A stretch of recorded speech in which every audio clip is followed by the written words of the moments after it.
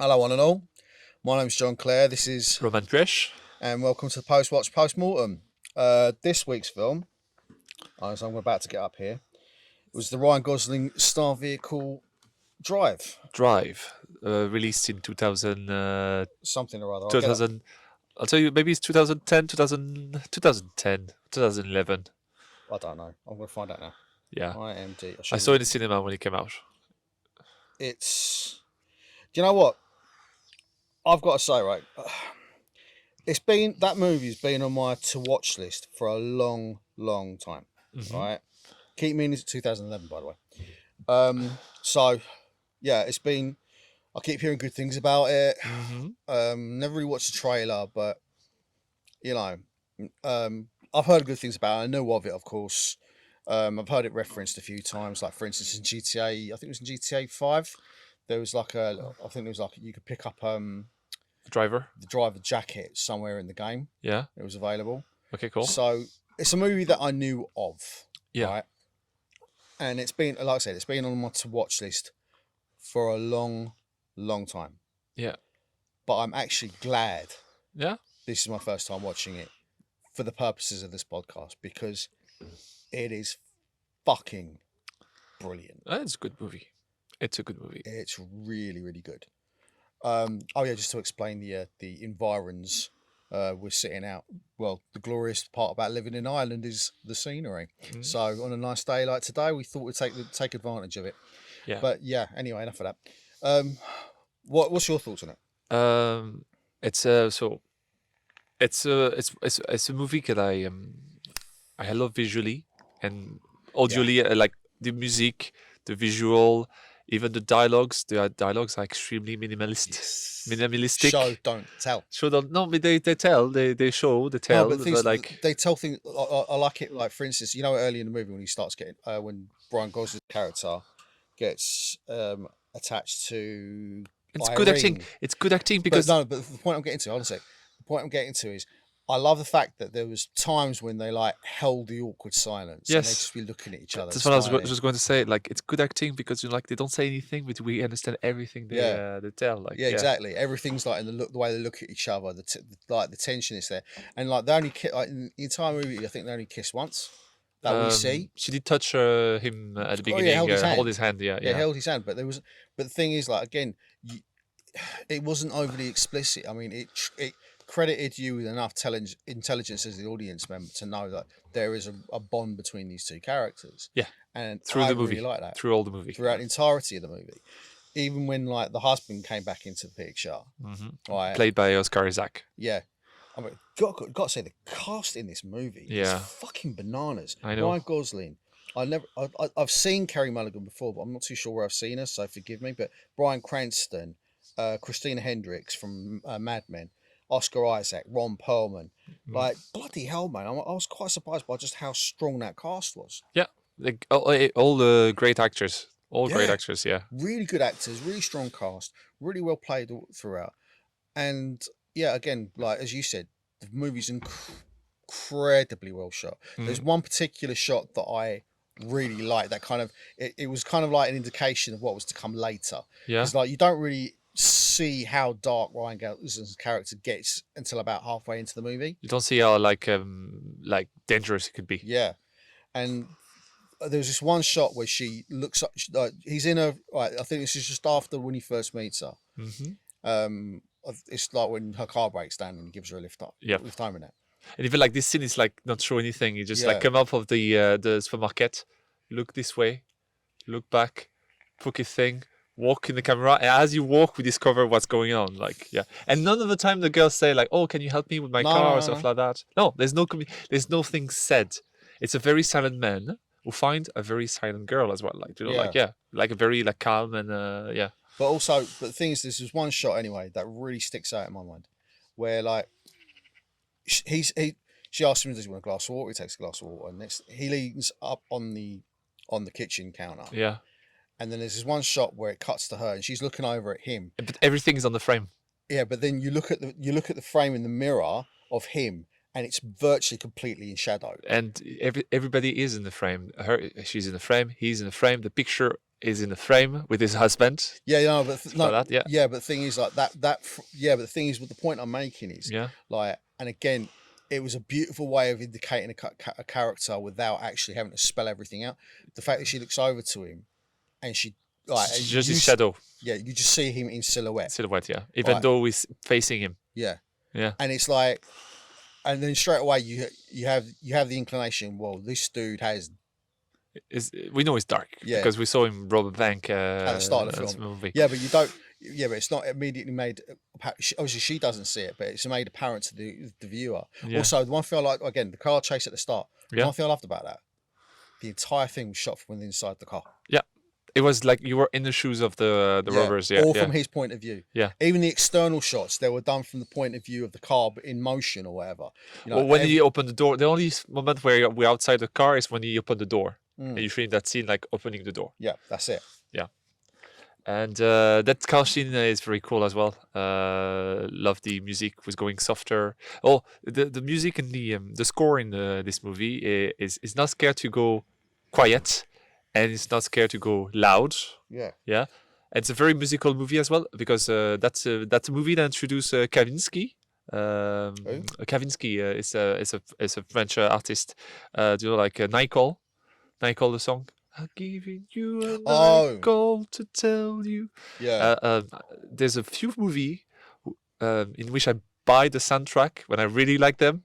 It's one of them. I bought the soundtrack. Yeah, I know, because I could actually hear you sing along with one. Yeah, I listen to the soundtrack a lot. Yeah, Nice. even the little like all the little like score and stuff like that. Yeah. I listen to them so many times. It's a very cool movie. Very cool. That's the word of the movie is cool. I'll say it's a very cool movie. Yeah, I mean, it's a very it's very artfully done. Utterly, yeah. Do you know Very what I mean? artistic. There is. I mean, don't get me wrong. Is there action? Yes, there is. There is There's action, A couple of car chases. Is there violence? My God, there's fucking It's violence. brutal. Do you know what I mean? It's like, again, like sometimes we'll talk about it with John Wick. Like it's to the violence of that is just so. It gets to the point where it's just you become numb to it. But with this film, the violence is horrific. It's horrific. Like and it take you by surprise, yeah. Yeah, it's just like it's, and not only that, it's not like drawn out. It's just like sudden acts of extreme violence. Yeah. That come out of nowhere. Like for instance, like when they're in the elevator, and I love how this is set up because you get like they're in the elevator when that goon comes in. There's a scene before that show the goon that's going Yeah. to like find the guy and kill him. Yeah, like, I know basically. that. Yeah. Just for the audience. Oh, just for the audience. Yeah, sorry. There is that. There, yeah. So this goon's there, and he's standing, Find him. and he finds them, and they're in the elevator, and he turns around, and it's this kind of it's almost like something from a fucking musical where all the lights come down, and they have this like prolonged kiss. Yeah. And it's very. No, what is he pushing her other side? No, yeah, he's protecting her. Yeah. Yeah. He moves her out of the way, turns around, and again, it's like something from a musical. I think it was one of the best kisses in cinema. Yeah, I'd go with that because again, it's The light go dim. The light go dim. The spotlight comes down on the two of them. Yeah. And next thing is he turns around and he fucks your man up. Yeah, and the music cut. Also, the music. There's this angelic music when it happens. Yeah. All in slow motion, of course. Yeah. And when the guy like decide, okay, I'm going to take care of him. Snatch back to real time and boom. Boom. Yeah. Do you know what I mean? There was like he literally puts his foot through his face. Which is a completely contrast of the first fight scene, when everything is like everything is on slow motion. Yeah. The violence is slow motion. This one, the violence is like the soft part are in slow motion, and the violence is like in real time. Real time. The first scene, like when she got shot from the bathroom. So, like they're in a motel. They're in a motel, and one of the girl who called the other bad guy, and they doing an ambush on them. And she gets shot, everything, and all that scene is in slow motion. Yeah, but that's the thing. It's like, God, I mean, again, I'm very seldom shocked by how violent the film is, but in this film, it really did strike me how shockingly violent it is. Do you like that? No, so let's get to this point. But when she gets shot, yeah, like Christina Hendricks is a beautiful woman, right? Yeah, but the shot goes, and whatever way the makeup artist, God, I mean, Flip, everything flip.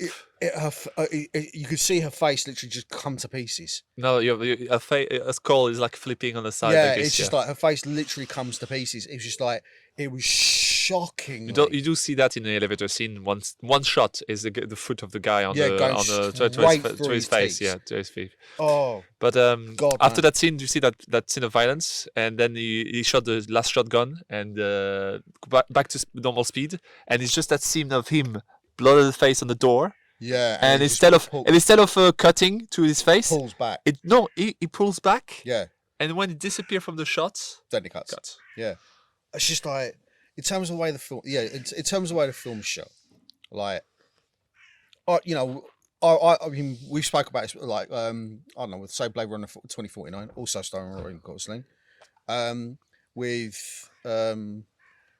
with Ad Astra, we watched that also last a beautiful week. movie as well. Also beautiful. Like, I love it when films like really kind of, you know, they utilize the tools that cinema can, like, that present that within cinema. The full tool. Yeah, like light and dark, good use of beautiful photography. Good use of acting, and not acting just words, acting just just looking, acting just It's just like, I mean, and I love how, like, with Ryan Gosling's performance, I mean, minimalist. Yeah, I mean, the thing is, like, obviously he's a very pretty dude. Yeah, He's a handsome dude. Very handsome man.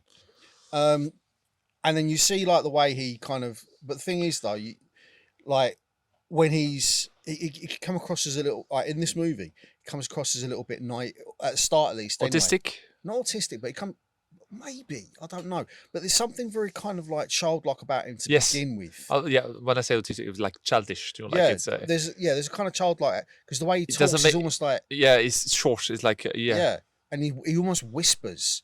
Yeah. He doesn't, like, raise his voice at any point. And, like, you know... And it's simple. The way he talks is always simple. Yeah. Yeah. And do you want some water? Yeah. Yeah. Or it's just... But then, when it comes to, like, when he's showing other aspects of his character, like, he's like the fact that Bryan Cranston in it also. Bryan Cranston is brilliant. I love Bryan Cranston. Like anyone who's watched, like, Breaking Bad, great actor, an actor he is. Yeah.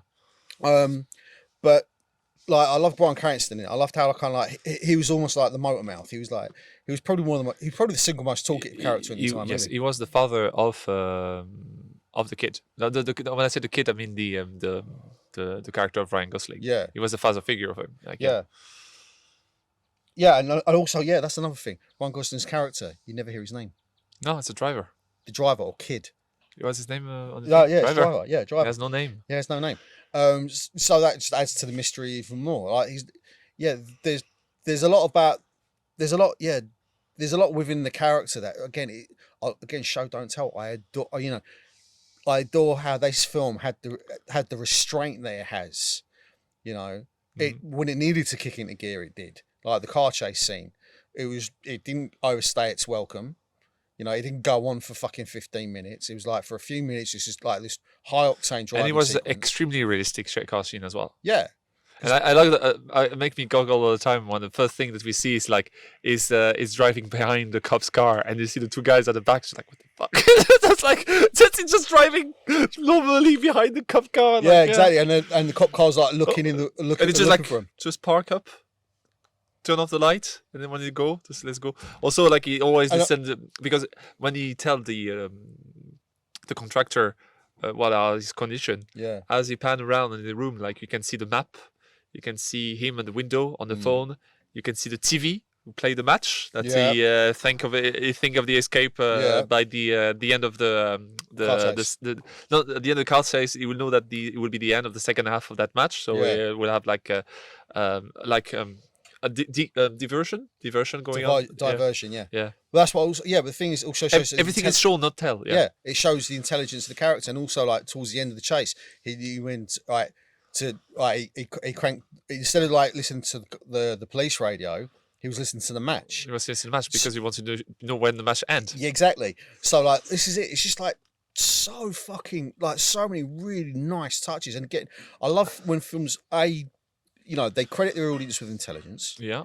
and I find that incredibly rewarding because if you pay attention to what's going on, right, it rewards you for doing that.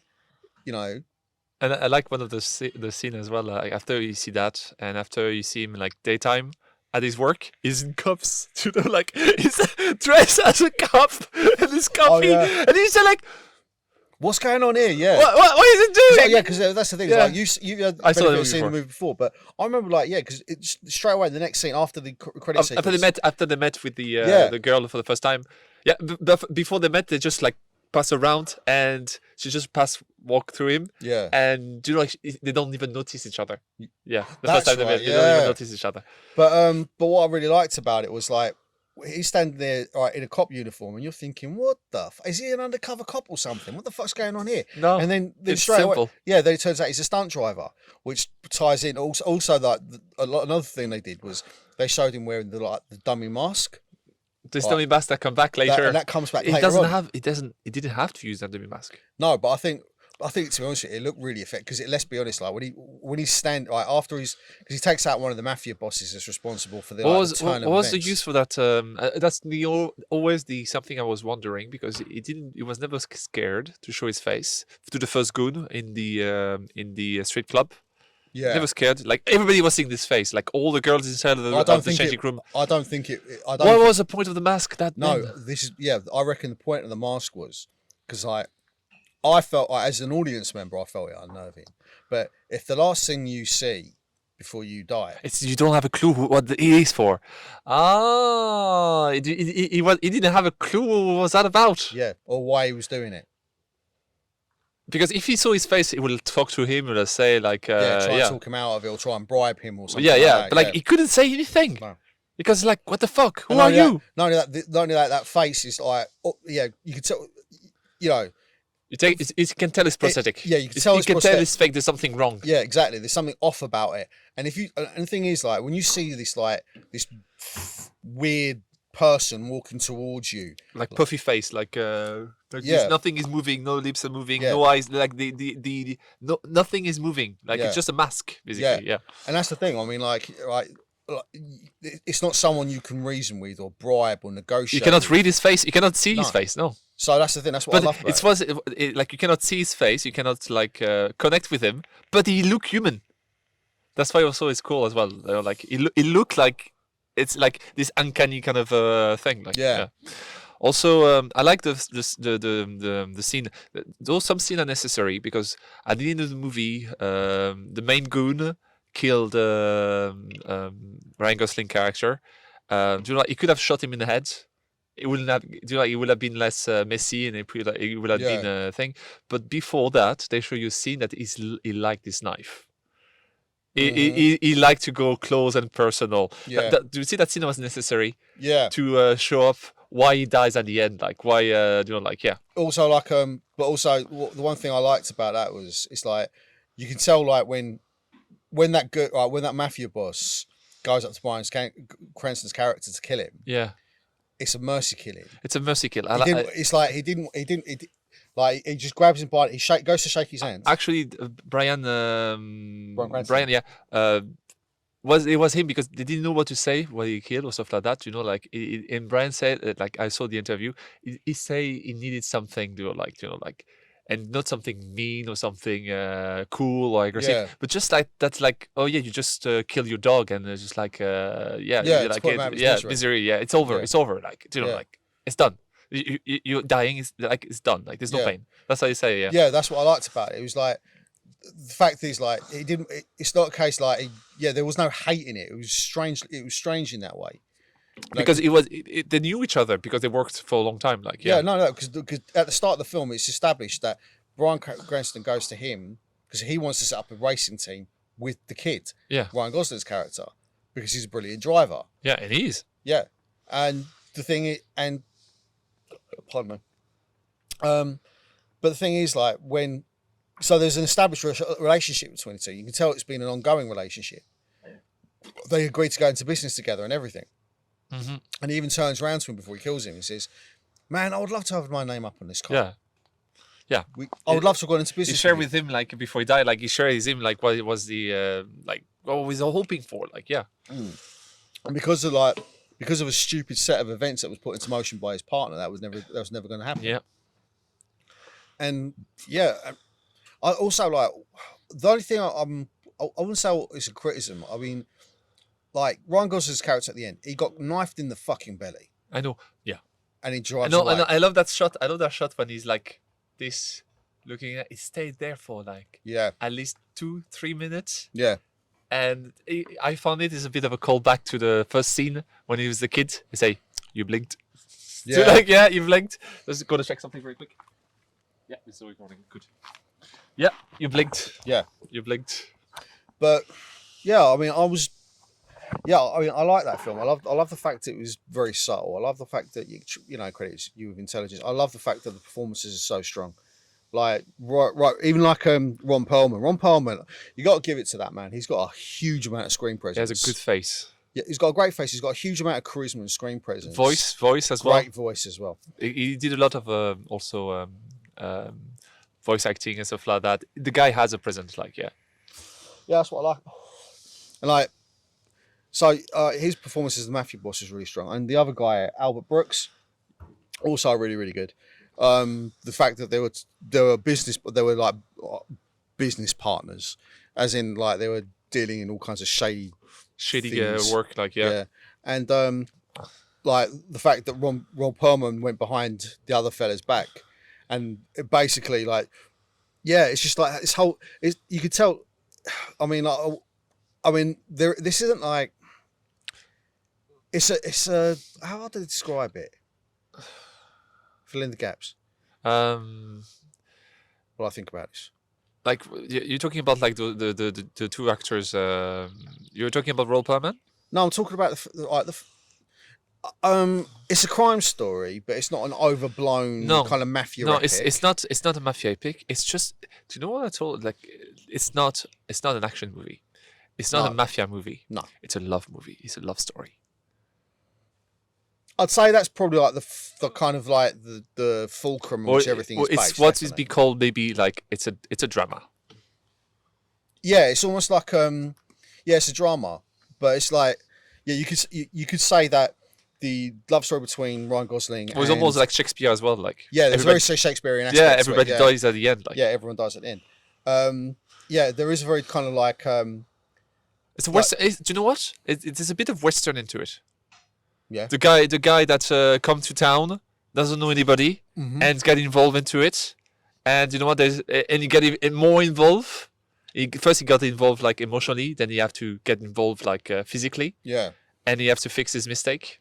And but the thing is, like, in a way, it's a bit of a western, like, yeah. Yeah, but in a way, it's strange. It's strange. What you could say, like that Ryan's like because like he had an affair. No, he didn't have an affair. No.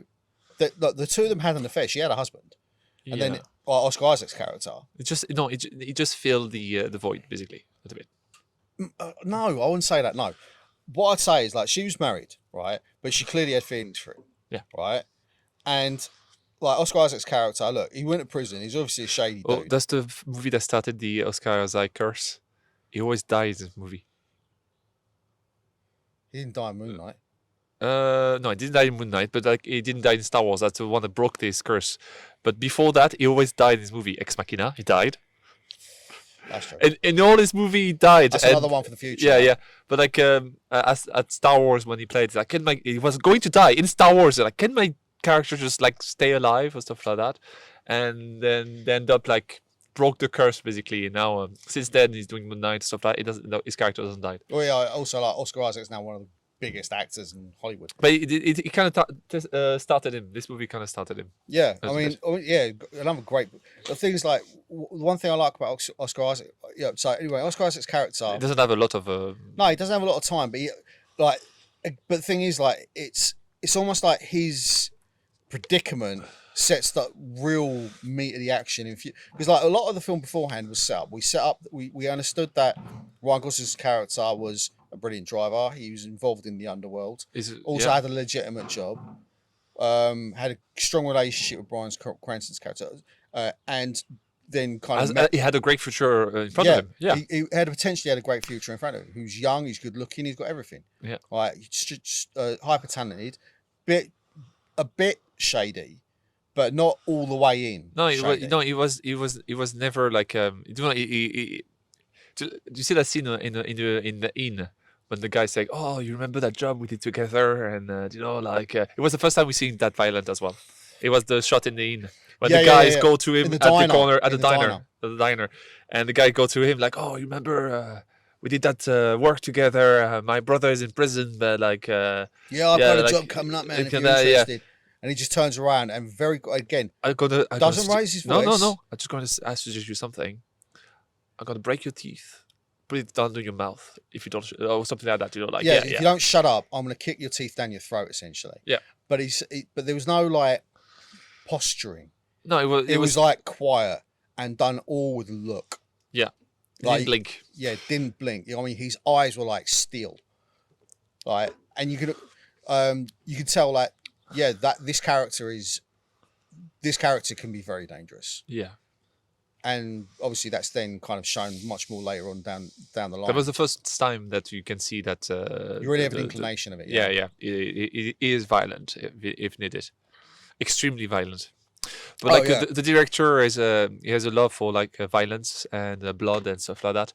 That you can see in his next movie that he did, Neo Noir. Never heard of it. Nicholas Winding Refn. Yeah, it's so a lot of music. What basically all this movie, you kind of the a paste, like a paint, like doing like a style. Yeah, a bit like Wes Anderson and stuff like that. All this movie is well shot, dark with neons or light. He plays with light, for example. When the girl told him to the driver that his husband would be back, and then everything is red because the car stop. Yeah, the car stopped, red light, silent. Like basically, he stopped, like his mind stopped. So the car stopped as well. Like everything stopped. It's just like fuck. Like, fuck. And again, it's all. The light of the lighthouse as well. Yeah. To show like the so his character thing is like great music, love to shoot in the night at nighttime, use light and blood and gore and effect. And what you see in this next movie that he does is a neon light, a neo light or neo demon. And the movie is set in Los Angeles as well. Oh yeah, he always shot in Los Angeles. Okay. And you follow like a girl that wants to do like a model. You know, like she wants to be a top model, stuff like that, or like And it's same kind of film as well, like a lot of silence, a lot of minimal dialogues and stuff like that, and a very like disturbing. Even though it's just talking about like fashion model environment, and it's very similar to Drive. Okay. I didn't really like that movie because it was his style, but 11. Neon Demon. Yeah, Neon Demon. It was his style, but 11. Do you know? Right, Also, show me his. Well, I'm just known for he's a writer in Neon Demon. Only God Forgive is basically do you know the movie also Neon Light and stuff like that. Yeah. And it's a bit like like the movie where the guy is like do you know the fight scene and everything, the Hong Kong movie, like what's it called again? Which Hong Kong film movie? There's been a lot of I know like it's with like a corridor and the guy is like beating up everybody in the corridor. With the hammer. You see the hammer as well, like. I haven't seen it. No. Oh, right, no, you did see it. We talk about that movie. Which movie was that? Is it one we've done on the podcast? We never done on the podcast. We didn't watch any Hong Kong movie in the podcast. We should do that actually. We should do. Boy, dog, old boy. Old boy. Yeah, that's not Hong Kong. That's sorry. Yeah, that's not Hong Kong. That's fucking. Is it Taiwanese? Maybe. Sorry. I think so. Yeah, it's not. But like this movie is basically that kind of style. Yeah. Oh, okay, cool. We're gonna have to check out more of his work then. Yeah, but it's I think I'm sorry to say that, but I think Drive was his best. Was it? Yeah, I think it was his best. Well, I'd still like to check out more of his stuff. Basically, it was his lightning in a bottle, I think. Oh, okay. Yeah, and some of the other stuff is like it's extremely arty. You know, like it's a bit too much. You know. Yeah, this is the problem with like films like Ad Astra and Drive and other movies like it. It's like there is a very fine line you can walk, and I think it's also subjective. Some people might not like Drive the same way we like Drive Yeah, because of the fact that he's very slow burn, the fact that he's very kind of, artfully shot. yeah, You know, there's nothing pedestrian about Drive no, at all. It is like everyone's on their fucking A game. You could argue, say for instance, like in terms of films that we've talked about on the podcast, like you could say Nobody's pretty pedestrian in terms of it's not all like the what do you call it, the Nicolas Cage one. Oh, the One artist the, the Unbearable Weight of Massive with Talent. talent. There you go. Like you could tell that, like, there were concessions that had to be made here and there, whether it's a budget or whatever else. But It's an enjoyable movie. yeah, no, don't get me wrong, it's an enjoyable movie. We had a great time with it. But but films like Drive, films like Ad Astra, like that are very deliberate. That are that aren't necessarily like. I mean, again, I love Show Don't Tell. I love like when like you have to pay attention, and they are willing to leave in gaps for you to kind of pick up on what's going on. Yeah, Like nothing's spelled out for you. I like that. Yeah. I really do enjoy that. But I can appreciate some people might like look at this movie, look at Ad Astra, and look at other films of a similar ilk, and think, these are right. These are right pretentious. Why am I watching this arty crap for? do you know Ad Astra and Drive are kind of similar because they both show a genre like Ad Astra is a space odyssey. Yeah. But they crank to 11 into the artistic kind of yeah. And Driver is basically Fast and Furious. But you know what? Let's make it arty. You know what I think it's more akin to? Baby Driver. Yes, the violence and also the crescendo, the character that's a bit like mystery and yeah. I mean, it's basically a modern version of. As both of us being massive fans of Edgar Wright, we need to start doing some Edgar Wright movies at some point. I was going. Do you know what? I was thinking doing the French Dispatch today, but I remember that I say we will be Drive. Oh, okay. Drive, but yeah, Edgar Wright movie. Yeah, you got to do it because I love Edgar Wright. I want to watch fucking Last Night in Soho again. Have you seen that yet? No, Edgar Wright. Sorry, I was thinking about. French Dispatch is another director. Wes Anderson. Wes Anderson. I was confusing the two. Okay. But 19 Soul. No, yeah. I'm sorry about that. They're both British director. I don't know if is Wes Anderson British. I don't Wes know. Anderson. I think he's American. No, he's American. Okay, but like yeah. Yeah. Okay, but like we should watch Night in Soho. And nowhere to be seen.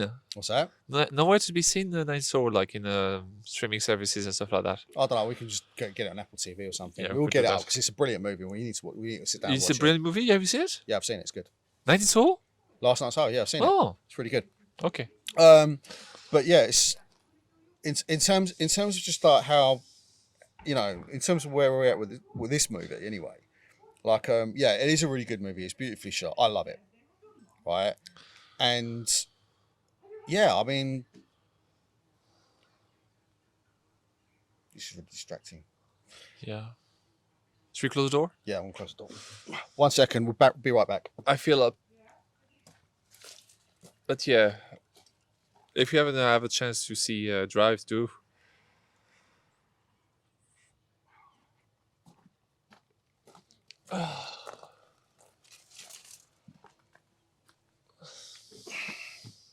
Sorry about that. Apologise. But yeah, I mean, in terms of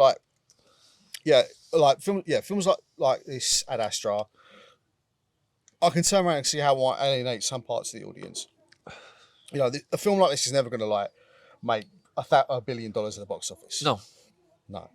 But it was a success. It was a box office success. Yeah, because it made its money back. Yeah. Do you know what I mean? And not only that, I think it's got a massive cult following. I can totally see why as well. I am kind of a fanboy of that movie. To be fair. Oh yeah. When it came out, I was like, but tell you, I bought the CD of the soundtrack. If I could, I would have bought the jacket with the scorpion at the back, the gold scorpion at the back. Do you know what? I could see myself doing that. Yeah, it's like it's so cool. Like even like the glove. I think Oshin likes that movie. or seen one of a friend of ours Yes. like this movie, yeah, that's it's very I cool. could see him liking it actually. Yeah. This movie, like, if Cool was a movie, that's the movie. Like not the cool like cool kid. I mean cool like hipster cool. This movie is very hipster. Yeah.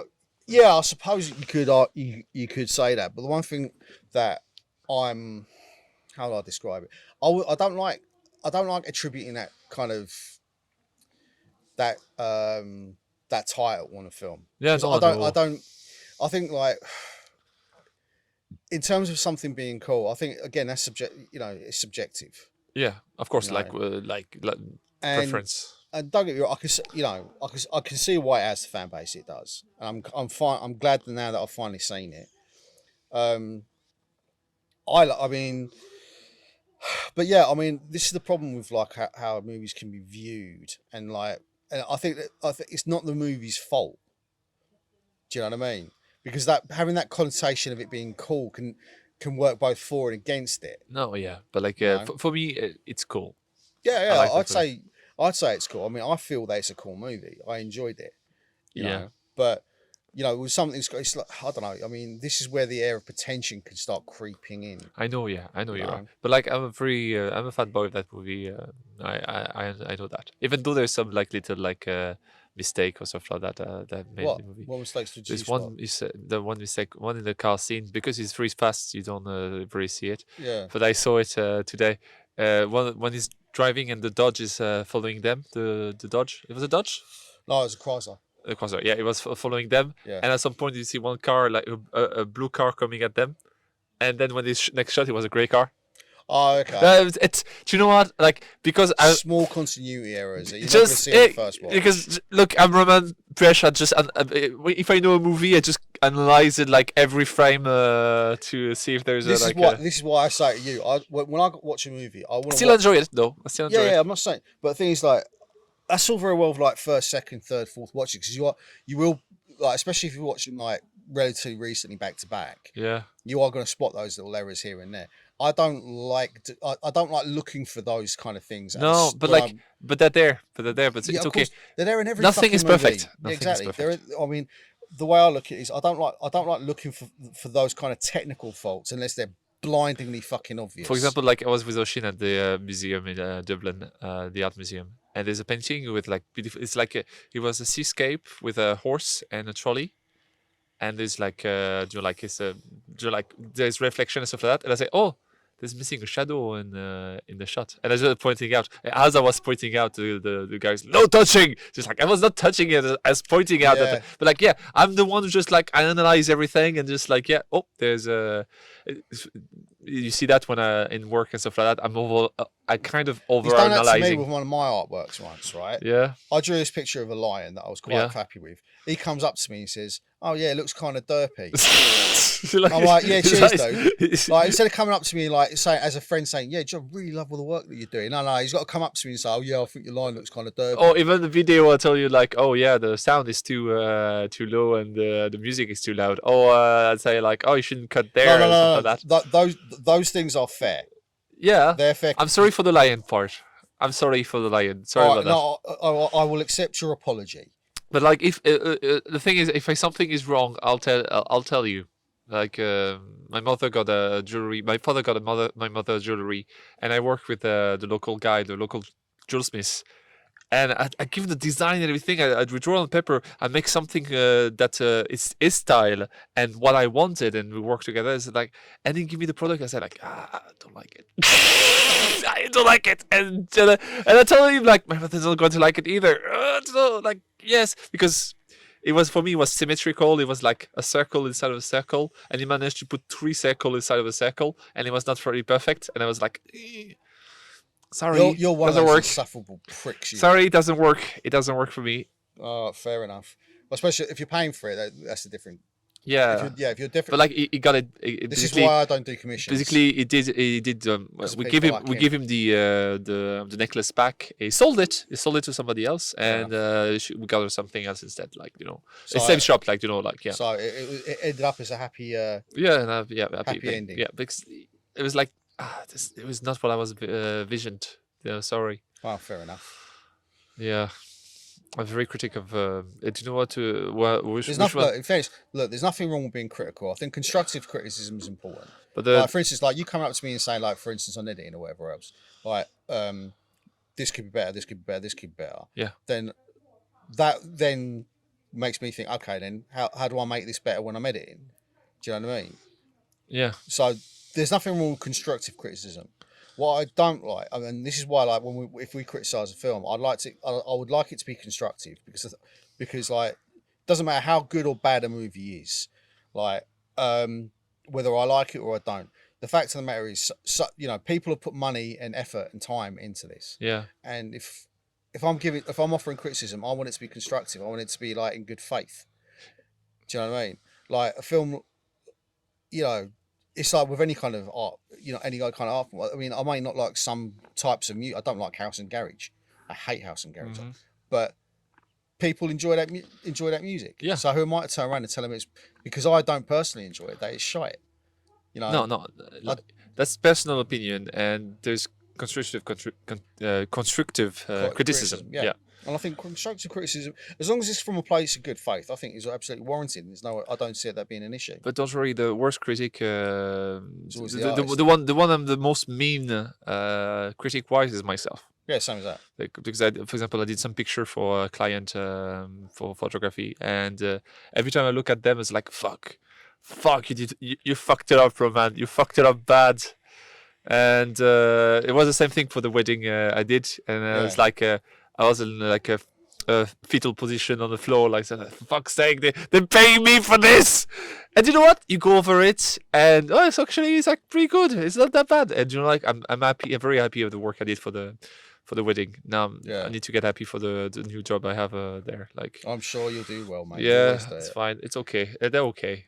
Well, so that's the thing. Yeah, that's true as well. Because I'm pretty much the same with anything I do. I mean, I'm very kind of self-analytical. Like, I like to kind of, like, anyone who knows me knows that, I can come across as a bit braggadocious and a bit, some might say arrogant. I don't think so. I think I'm confident. Confidence is the word, yeah. Yeah, but some people, it has been that label has been attributed to me on more than one occasion in my life. But the way I look at it is that, if I'm trying to, like, demonstrate my skill or demonstrate that I'm good at something, then I'm going to turn around and say that I'm good at it. But at the same time, the reason why I'm good at it is because I listen to criticism from people who I trust, and B, I'm incredibly critical of my own work. And I think with any creative, it's the same thing. Like, you're torn between, like, outrageous bravado and crushing self-criticism. It is that kind of dichotomy as a creative that you've got to live with. And I think, I don't see that being an issue. I just think any kind of criticism, bad faith, I definitely take umbrage with. This is why, like, a lot of stuff on YouTube. I mean, and again, I'm not going to name names because I don't really want to get into sparring matches with people. But sometimes, like, it does come across as in bad faith or there's an agenda or whatever else. I'm not really interested in that personally. If I don't enjoy a movie, don't get me wrong, I'll be very fucking vocal about it. But the thing is, like, when you're offering criticism, I think it has to come from a position, like, you kind of put away your own. As hard as it is sometimes, you got to put away your own biases or your preferences. Yeah, I mean, also, I think, like, I don't know. I think, like, coming into one of the reasons, I'd say in a way, one of the reasons why I didn't end up watching Drive for a long time until today, is because it had such a, like, cult following. It had such a, like a following behind it. They almost kind of steered me away from. How many times have you come up to me in the last few years and said we should watch Drive? I'm not the only one. Like, I'm not the only one. Oshino so told you to watch it as well and stuff like that. So I mean, I've seen it. So a few people, but I think in a way, maybe in a subliminal sense, that it kind of veered me away from watching the movie. But sitting down and watching it today, I can see the artistry in it. I can see how brilliant that film is. Yeah.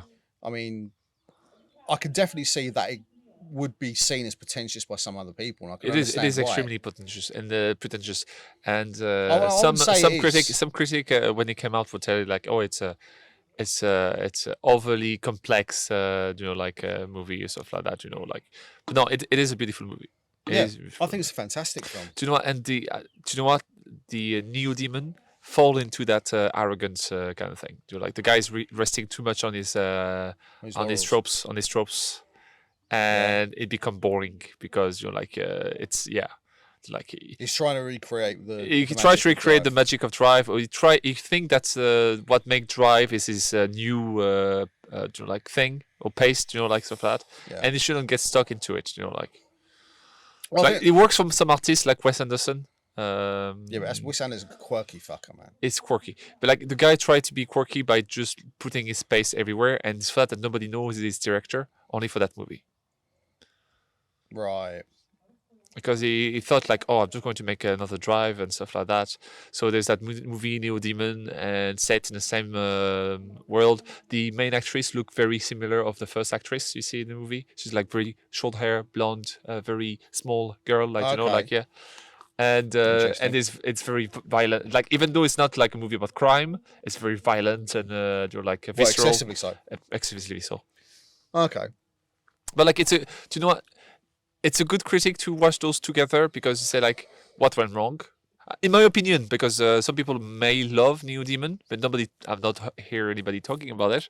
Yeah, true. And when I watched it, I was watching Neo Demon with my brother because my brother and I were like very pumped about it. It was like, oh fuck, that's the same director of Drive. Like Drive is so fucking cool. Let's go watch it. And I was like, eh.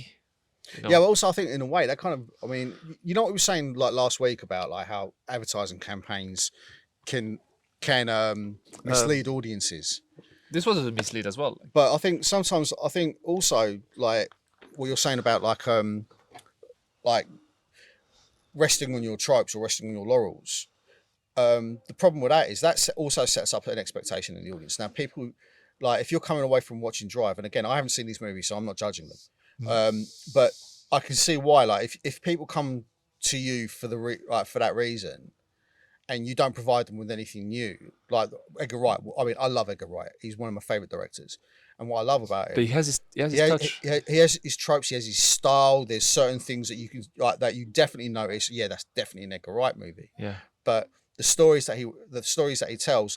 Of course, you got the Cornetto trilogy, which is fucking amazing. But you have also Baby Driver, and you have also Scott Pilgrim, which is one of my favorite movies as well. I love Scott Pilgrim. And you know what? Scott Pilgrim, Baby Driver. I didn't bought the soundtrack of Baby Driver, but if I could, I will. Yeah, it's a great soundtrack. And I bought the soundtrack of Scott Pilgrim vs. the World because it's a fucking great movie as well. There's more there. And you know what? And the problem with Neo Demon, we need to. I think we're talking too much about that movie because, like, you don't know about it. No, the problem with this Neo Demon movie is like people were expecting to see Drive, were disappointed, and people was not expecting anything. Were disappointed as well. Not disappointed, but like it's like okay, like it's a movie. When you see the end, you say, okay, what did I just watch? To see those kind of movie, this kind of movie in the end is like, it's like why? Yeah. Like it's one of those movies you stop and you say, what was the reason of that movie? Why did I learn and what was going on? You're like, yeah. It's almost like they're wasting the audience's time. Kinda, yeah. Do you know what I mean? Like, I don't know. I think sometimes because Drive has like a middle, a beginning, of the end. There's a thing, and there's a clear character arc, and even if the it's a bittersweet end as well. I love bittersweet end. I just love it. I just love Romance by name, romantic by nature. I just love when it's like it's bittersweet, like it's not there yet. Another movie I love with Ryan Gosling as well, La La Land, and very cool. One of my favorite movie of all time as well. And also bittersweet ending is like yes, you're like it's like there, but no. They're like, oh, okay, give it to us because you know when the scene is blinking, it's like, oh, it's fine, and you just see him driving from day to night, and you know he's just going to keep driving until because it's never said in the movie that he's dead, but you know he's dead. Do you know why? Because it's daytime is like bleeding out. Yeah, the thing is dead. He blinks, so you know he's not dead. And then he starts driving. And then she starts to call him, we'll knock at his door, and he's not there. And everything that show you that he just died. Even though the end scene, you just see him driving into the night. He basically tried until he died. Okay. Yeah, You maybe. thought he survived in the end? Well, I don't know. I mean, I think because I think, this is probably the big problem with Drive. I think is that It's not an open ending. I don't think people would think it's an open ending, yeah, but it's not an open no, ending. it's styled in that way. Yeah. It definitely kind of like. It's like, wait a minute, this dude's been stabbed in the fucking stomach. Yeah. Do you know what I mean? If you get a knife in the belly, mate. That's why the first scene, like, is a scene of him, like, looking in the distance, and you just see his face, like, with no expression, no blinking, no, like, you're like, yeah. And you think, like, yeah, it's just a shot of him, like, dead, like, like, yeah. Then he blink, and then he pull the key on the contact and start driving away. Yeah. And then you see that shot of the girl, like, knocking at his door. Yeah. But he's not answering, and just walk away as well, like. Yeah. And the last scene is just 2-3 shots of him, like, driving into the night, because it was daytime when he started driving and it's nighttime, so it's just like basically it's just like it drive without stopping. Yeah. To like wherever like he's going, like. Yeah. I don't know. I don't know. I think it's a beautiful ending. Yeah. Yeah. Okay. I mean, I concede that point to a degree, but I just think it was like a little. I don't know. Yeah, you're probably right. Maybe I was just looking at it wrong. Probably. I don't know. I just felt that at the end, it just felt. I mean, I'm not a big fan of anticlimaxes. Really, I mean, it's not anticlimax. It's no, like those. No, but the point I was going to make was like say for instance with Blade Runner, the first one. Yeah. Right. I'm not a big fan of that movie, as we've discussed before. The first one. The first one. The second one, 2049. I actually think is much far superior. Beautiful end scene when he's just like resting. It was same thing. He's bleeding out on the stomach, and he's laying on he died. Because it was lying in the steps. Yeah, he's lying in the steps. He's bleeding out. Right. It just rests. It's not like he's not going to do anything about it. It's just going to let himself go, and that's kind of the same ending in Drive as well. Like Yeah, but with I don't know. I don't like the ending of Blade Runner. Not the theatrical cut. Everyone hates that one. I don't really like the ending of Blade Runner either. Like no, but I don't really like the story of Blade Runner. Like Yeah, this is the fine line, I suppose. Like when like with Blade Runner, you could also a lot of the compliments we've given this film and Ad Astra, the fact that it's deliberately shot, that it's very slow, a lot of it's shot in the dark, yada yada yada. It has deliberate pacing. All that is true for these as for Blade Runner 2. But the problem with Blade Runner I found was there's again it's a fine line between being deliberate and being plodding. Yeah. And it's not always easy to pick out exactly why that is. Maybe it's down to the engagement of the individual. I don't know, but I just always found Blade Runner to be plodding. Yeah, plodding. And thick plot. Yeah, like it's like it's not like the film's deliberately. I mean, look, Ridley Scott is a brilliant director. I mean, The Martian is one of my favorite movies of all time. But I don't know. I always find fucking Ridley Scott to be very hit and miss for me. But that's just personal. It's a human being. It's a human being. Like oh sometimes no, he is like, absolutely. One thing about like Ad Astra and at the ending of Ad Astra, it's a call back to the beginning of the movie. When like when he's we talk about the movie we watched last time, Ad Astra. Yeah. And at the beginning of the movie, he just dropped from the satellite, the radio tower, and there's those two guys reaching him, thing. And when he come back from the long mission to Neptune, there's this two guy rescuing him. It's like basically shot for shot, like of him going back. But instead of it's expressionless in the beginning. He's like thing. Yeah. And and when he come back for the second time, he smiled when he come to save him. So because he went through something. He went through a journey in space, but also a journey through himself as well. Yeah. Like because he needed to go over his father disappearance, and his father was the best of the best of the best of the best, and he realized I don't need to be better than him. He's not. He's flaws like everybody else or stuff like that. I mean, I think we said that last week. Yeah, we just said that like this. Yeah. But it's and also it's a good ending. You finally see your parents as human beings. You see a human being with faults, and you can go over them. You can be better, because at the end of the movie he was better than his father. He just finished the mission. Yeah. Yeah, and you can see his girlfriend coming back. Waiting for him Do you know, like? Yeah. But in the beginning, he was waiting for her to leave because he was just standing there and waiting for her to leave, Yeah. and he was just there waiting for her to come back. It was a good ending because Yeah. it was a Comes full very circle. it was full circle, like yeah. Yeah, but that's the thing. Like, yeah, I don't know. I don't. Do I think like Driver came full circle? I think No, it didn't go full circle. No. not quite. I think, but But yeah, I think the things we definitely agree on is that I mean, the actors' performances throughout are fantastic. The cinematography and the shot selection is exquisite. that shot Like when some of the shots, one of the shot I pointed out the reflection because I was scared you didn't see it because I saw it the second time, like to like when it's like Ryan Gosling, the mother, and you know like the mirror, like basically, and so like, oh, you want to see something cool, and when the shot is there, Ryan Gosling is there, the mother is there, and if you look at the mirror, the kid is there too. Perfectly. Yeah, I was like, look at this. Look at that. Look how well done that is. Also, there was another really cool shot where, like, I think this is still like when early doors in the relationship with the girlfriend character. Sorry, I've got my iPad closed now. Yeah. That there's one shot where he sits down at the sofa and he's sitting down and he's looking over at her, but in the background there's a photograph of Oscar Isaac again with the little kid. Okay. Do you know what I mean? Well, you saw that with the mirror scene as well, like because there's a mirror of him in the shadow, and there's like in the corner of the mirror there is like the photo of him, and he was pointing out like this, and it's like, oh, that's his father. He's in prison. Like yeah. But that's the thing. I like all those like cool little visual touches throughout this film. Yeah. Do you know what I mean? I'd say, you know, again, if I was to give it ratings, I'd probably give it mid to high 80s. Yeah.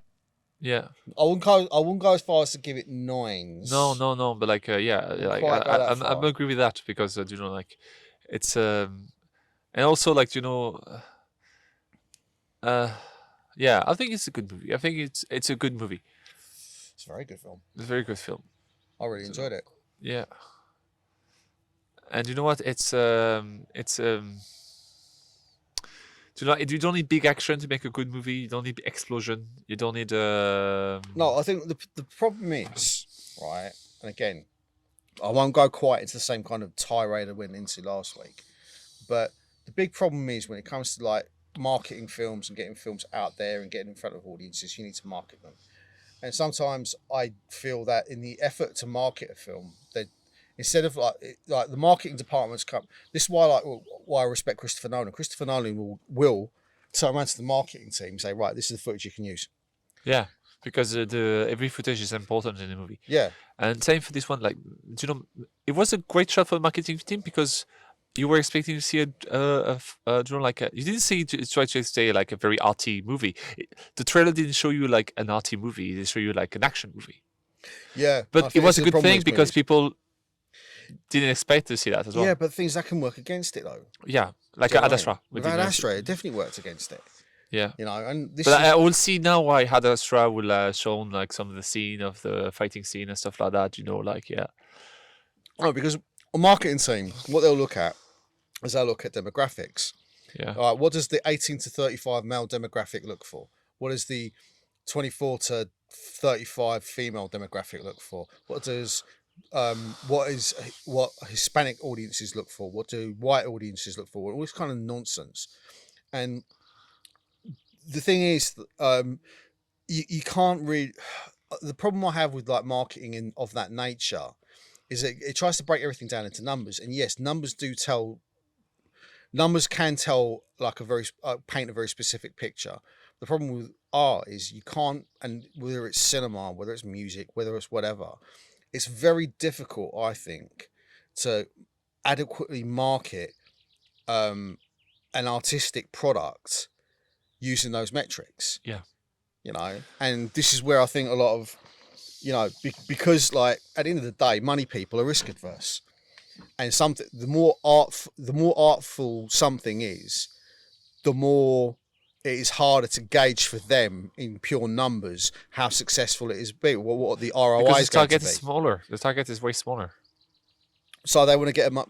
Yeah, but that's the problem. Is like I think this is where critics come in. Like art, you critics come in as whether or not a film's good or not. But but also the critics could be flawed as well. Yeah, every system of because everybody is different. Every system could be demographic system or critic system.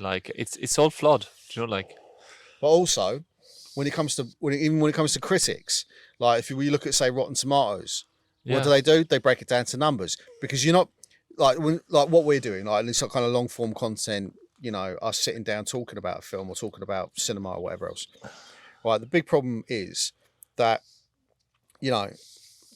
people will not necessarily not everybody's going to look at a review and read the entirety of the review. They read the headline and they read the score. You always want to you want to get your brain wants to get the information the quickest and the easiest. Yeah, but the problem is with that kind of, when you're disseminating that information in that way, you're looking for not the lowest common denominator, but you're looking for the easiest information to kind of consume. But the problem is that doesn't really translate. That might translate into the review of a car, maybe. Yeah, or a tool. Yeah, a review of a tool. Is that tool work and do what you want to do? But a movie is not a tool. A review is not really working, because it's always something personal. Yeah. Well, I think conversations like this is why I like movie podcasts and stuff like that. I think as long as and this is the problem with movie podcasts, a lot of people want to sell it on sensationalism. This is why you get all this talk about fucking toxic femininity and toxic masculinity, and because those sells right now. Exactly. Those sell very high. Yeah, and this is the problem that I want us to kind of very much steer away from, because until they won't. That's it as well. Yeah, but I think, but it's that emotional reaction. Yeah. That's how news also work as well. It's fear factor. Yeah, it's this is why I never used to read tabloid. I mean, in the UK, I used to work in construction. I used to be a bit of a weirdo, because I'd be sitting there reading the Guardian or the Times when most people would be reading the Sun or the Mirror, and that's not because I'm better than them. It's because I wanted more information. And I wanted a more dispassionate take, and I wanted I wanted there to be, I wanted the context. I didn't want necessarily just puns and fucking people just, spouting reactive, writing that's emotionally and very easily to react to. I want more context. I want more information. That's something that I personally look for. Mm-hmm. And unfortunately, that's not everybody, and that's not because I'm better than anyone else. It's just me personally. This is what I look for. And it's also what you can see in content nowadays. People want more TikTok or short content or stuff like that, because it's easier. It's the information straight away. Yeah, but that's the thing. Is you're not getting all the information. No, you don't. You just get one part of the full story. Yeah, which I think, I don't know. I think when it comes to criticism of movies, I think that. At the end of the day, are movies necessary? No, they're entertainment. We go to the cinema, or we purchase a streaming service or whatever else we do, or back in the day DVDs, whatever else. We do that because they're escapism. Yeah. We want to enjoy ourselves. We want to be taken to a different world. We want to, do I love watching? Right. Well, I did love watching Marvel movies. I think they've gone downhill quite a bit recently. But did I enjoy watching Iron Man? Yeah, of course I did. Yeah. Did I enjoy watching Iron Man 3? Yes. Yeah. But did I, there's movies, I enjoy those movies the same way as everyone else does. But at the same time, I don't just want that. I want other things as well. I want to see the plethora of cinema. I want to enjoy what everything cinema has to offer. I want to enjoy everything music has to offer. Or books or literature. Literature, yeah. Do I like reading sci-fi? Yes, I do. Do I like reading? Have I read? Well, most recent book I read was Children of Memory by Adrian Tchaikovsky, sci-fi. That was pretty cool. I enjoyed that. I enjoyed that series. But that's just sci-fi, speculative sci-fi in the very far future. Mm-hmm. But also, what other books have I read? I've read American Psycho. I've read Fight Club. I've read I've read Lord of the Rings. I've read pretty much everything out, the entirety of the Song of Ice and Fire series. I want, every piece of, God, I hate this fucking word, content. Yeah. I prefer media. Media's more. I prefer media because it's more accurate. content. I hate that term. Content is a feeling. You're like it's filling a space like with Exactly. content. Yeah. Yeah, you're filling a void. You're filling a vestibule. A continent. Yeah. It's You a know? continent is a vessel to put stuff in it. Yeah, exactly. You know, it's the contents of the vessel. You know, whereas I look at it, I prefer the term media because it's it's the more accurate term. Like the media of cinema, the media of art, the Music or media of music, music. yeah, Yeah, exactly. You know, it's media. It's Even something. YouTube. Media is like media is something that give. Content is something that feel a void. Feel It's a like the void, difference yeah, between yeah. a Mackie D's hamburger and a fucking Oh yeah, gastronomy restaurant, yeah. like a gourmet boucher thing like that. Exactly. Like, yeah, Do you know what I mean? It's like both are good. yeah, Both are good. Like if you like it, but like yeah, but I don't know. Yeah, the term content is not something I necessarily agree with personally. So where are we at now? we're now in 6 minutes. All right. So should we round this out? Oh, we should like any last word? All right. Okay. What I'd say is it's on Netflix. If like me you haven't seen Drive beforehand, I could definitely recommend Watch it. it Man. with a friend. Watch it with a friend. Yeah, or watch it on your own. Don't watch it with my mother in like I did in cinema. Like she was very she was surprised about the movie, but like she was agreeably surprised because it's a lovable movie. It's like a very sensible movie as well. Like yeah, it is a sensible movie. I think it's a sensible movie. it's sensible because I think it's a love. Me, I see Drive as a love story more than an action movie. I would agree with you on that, definitely. Yeah, it's a love story. It's a love story. Yeah, it's much more of a love story than it's a love story percolated with intense violence. Intense violence, yeah. It's You know? very. It's like it's a movie that I when I say at the beginning when I saw that movie, it's a movie like it's like, for example, it's intense and soft at the same time. And what better scene to explain that as the elevator scene? It's like soft, Good point. gentle. Even though, like the way Loving. the way the way he pushed her away, he doesn't push her. It's just like he bent his finger, he just push her stomach a bit, like on a thing. No. When she did that, he does that, but then he push her like just like a hand, like almost like a painting, like, and he push her away like this, like. Yeah. He doesn't push her like this. Or like with the full hand. There's no force. He push like this Yeah, on the stomach. there's no force behind it or anything like that. And then a second later, he just like crushed the skull of a man on the corner of the elevator. Yeah.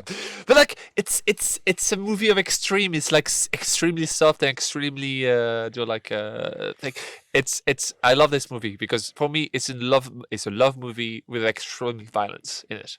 Yeah, I'll go with that. I mean, very Shakespearean as well. Like real. I mean, I wouldn't go as far as to say Romeo and Juliet as such, but yeah, there's definitely like Shakespearean overtones to it. I'll definitely agree with you on that one. Yeah.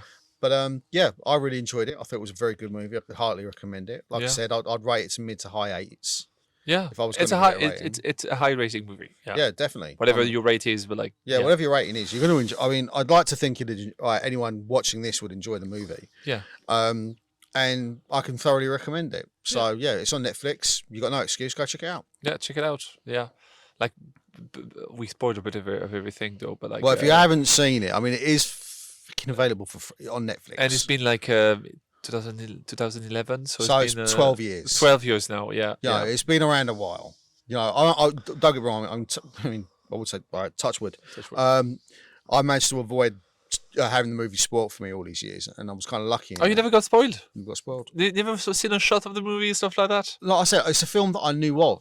I knew of it. I knew that it had a cult following. I knew that it had, it was highly rated. I was aware of it. I feel bad because we kind of spoil everything in the movie, like really, like.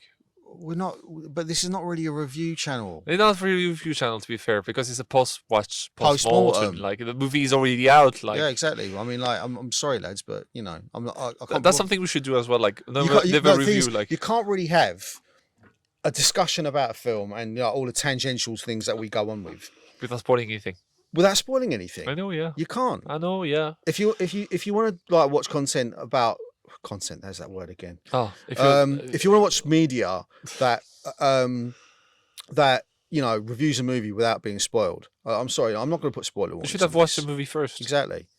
Like that. I mean, I'm sorry, but you are your own person. I'm pretty sure that you're capable of And the best example is The Matrix for you. Like nobody told you about that movie, and the guy's like, "Oh yeah, you need to watch that movie." And the guy who told you to watch that movie just told you it was good. Yeah, and I thought it was going to be rubbish, and I absolutely adored it. Yeah, I still do. same for me. Movie Untouchable. It's a French movie that was like kind of huge success. I didn't want to. Do you know? I didn't want to watch it because it had a huge success. That's like fuck. Like, do you know, like everybody like? Do you know? It's a weird like everybody. Do you like? I don't know that movie. It's gonna be like a same. Do you know what? I used to feel the same way about Nirvana when I was a teenager. Everybody Because like all it. my What's mates the like point? Nirvana, and initially I was like, no, they're rubbish. No, they're rubbish. They're shit. They're shit.